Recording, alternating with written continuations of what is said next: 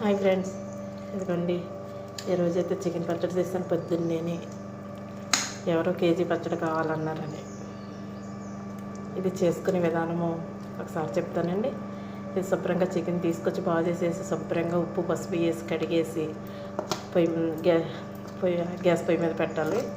ఆ వాటర్ అంతా ఇంకిపోయిన తర్వాత మళ్ళీ పక్కనే ఒక కళాయిలో ఆయిల్ వేసుకుని ఈ చికెన్ ముక్కలు మళ్ళీ ఫ్రై చేసుకోవాలి.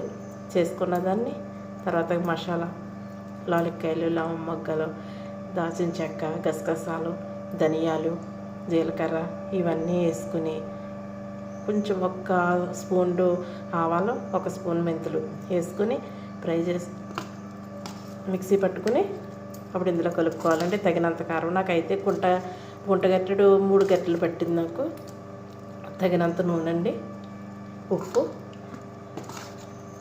ఇదిగోండి ఎలా ప్రిపేర్ చేశాను. మీకు నచ్చితే లైక్ చేయండి, షేర్ చేయండి, నా ఛానల్ని సబ్స్క్రైబ్ చేసుకోండి ఫ్రెండ్స్. ఓకే.